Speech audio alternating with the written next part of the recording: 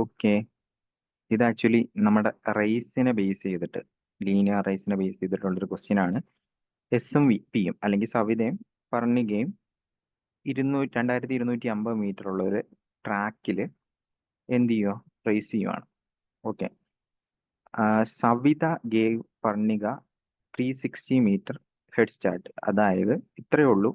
സവിതയാണെങ്കിൽ പർണികയോട് പറയുവാണ്, ഞാൻ 2250 ഓടുമ്പോൾ ആക്ച്വലി നീ ഒരു 396 മീറ്റർ ഫ്രണ്ടിൽ ഓടി തുടങ്ങിയാൽ മതി. അതായത് 2250 മൈനസ് 396 നീ ഓടിയാൽ മതി. ഓക്കെ, അതവിടെ ഇരിക്കട്ടെ. സെക്കൻഡ് അടുത്ത പറയുന്നത് അതുപോലെ തന്നെ ഒരു ഹെഡ് സ്റ്റാർട്ട് കൊടുക്കുവാണ്. അതായത് ഇവൾ എടുക്കുന്ന ടൈമിനേക്കാളും ഒരു 9 മിനിറ്റ് എക്സ്ട്രാ എടുത്തോളം പറയുന്നുണ്ട്. ഇവിടെ എടുക്കുന്ന ടൈമിനേക്കാളും ഒരു 9 മിനിറ്റ് എക്സ്ട്രാ എടുത്തോളം പറയുന്നുണ്ട്. ഓക്കെ, ഇനി പർണികയുടെ ടൈം 6 മീറ്റർ ആണ്. പർണികയുടെ സ്പീഡ് 6 മീറ്റർ പെർ സെക്കൻഡ് ആണ്. ഓക്കെ, 6 മീറ്റർ പെർ സെക്കൻഡ് ആണ്. സവിതയാണെങ്കിൽ 250 സെക്കൻഡ് കഴിയുമ്പോൾ 250 സെക്കൻഡ് കഴിയുമ്പോൾ എന്ത് ചെയ്യുന്നുണ്ട്, നമ്മുടെ ഇവിടെ കണ്ടുമുട്ടുന്നുണ്ട്, പർണികനെ കണ്ടുമുട്ടുന്നുണ്ട്. ഓക്കെ, അങ്ങനെയാണെങ്കിൽ സവിതയുടെ സ്പീഡാണ് ചോദിച്ചത്. ഓക്കെ, ഇനി നമുക്ക് നോക്കേണ്ടത് ആക്ച്വലി നമ്മുടെ പർണിക എത്ര മീറ്റർ മുമ്പിലാണെന്ന് നോക്കണം. ഓക്കെ, എത്ര മീറ്റർ മുമ്പിലാണെന്ന് നോക്കണം. ഈ 396 അല്ല, 396 മീറ്ററേ അല്ല.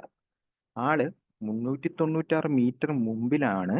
അതേസമയം തൻ്റെ 6 സ്പീഡ് വെച്ചിട്ട് 9 സെക്കൻഡ് ആൾ എക്സ്ട്രാ ഓടിയിട്ടുണ്ട്. തൻ്റെ 6 സ്പീഡ് വെച്ചിട്ട് 9 സെക്കൻഡ് ആൾ എക്സ്ട്രാ ഓടിയിട്ടുണ്ട്.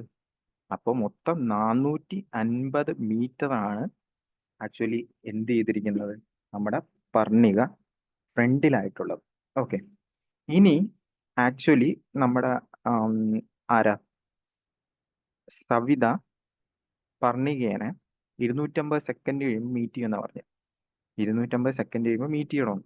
അപ്പോൾ 250 സെക്കൻഡ് കഴിയുമ്പോൾ ഇവർ മീറ്റ് ചെയ്യണമെങ്കിൽ ഇവരുടെ ഇടയിലുള്ള ഈ 450 മീറ്റർ റിലേറ്റീവ് സ്പീഡ് കൊണ്ട് ബീറ്റ് ചെയ്യാൻ പറ്റണം. അല്ല എങ്കിൽ കുറച്ചുകൂടി മര്യാദക്ക് പറഞ്ഞു കഴിഞ്ഞാൽ നമ്മുടെ സവിതക്ക് സ്പീഡ് കൂടുതലായിരിക്കും. ഓക്കെ, സവിതക്ക് സ്പീഡ് കൂടുതലായി കഴിഞ്ഞാൽ മാത്രമേ നമുക്ക് ഈ പർണികേനെ ഇടയ്ക്ക് വെച്ച് കണ്ടുമുട്ടാൻ പറ്റുള്ളൂ. ഓക്കെ, ആളുടെ കയ്യിൽ എക്സ്ട്രാ ഉള്ള സ്പീഡ് വെച്ചിട്ട് എന്ത് ചെയ്യണം, ഈ 450 കവർ ചെയ്യണം അല്ലേ? അപ്പോഴാണ് ആക്ച്വലി 250 സെക്കൻഡ് വരുന്നത്. അല്ലെങ്കിൽ 450 ബൈ റിലേറ്റീവ് സ്പീഡ് എടുക്കുമ്പോഴാണ് 250 സെക്കൻഡ് വരുന്നത്. ഓക്കെ, അപ്പോൾ ഇവരുടെ റിലേറ്റീവ് സ്പീഡ് എന്ന് പറയുമ്പോൾ 450 ഡിവൈഡഡ് ബൈ 250, 5 വെച്ച് ക്യാൻസൽ ചെയ്യാം. 9, 5 ഓക്കെ ചെയ്യുമ്പോൾ 1.8 എന്ന് പറഞ്ഞ് കിട്ടും. 1.8 മീറ്റർ പെർ സെക്കൻഡ്. ഇനി നോക്കുക, ഇവർ ഒരേ ഡയറക്ഷനിലാണ് മൂവ് ചെയ്യുന്നത്. കാരണം റേസ് അല്ലേ.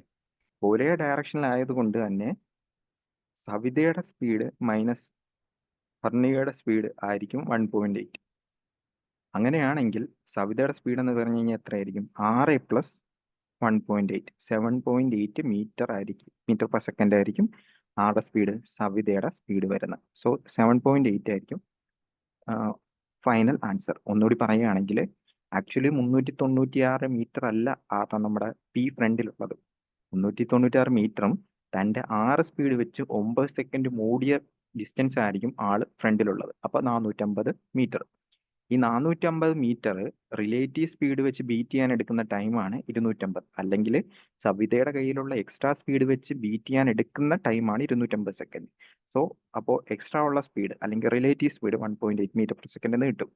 ഓക്കെ, ഇനി പിന്റെ സ്പീഡ് 6 ആണെങ്കിൽ എസിന്റെ speed 6 plus 1.8. So final answer 7.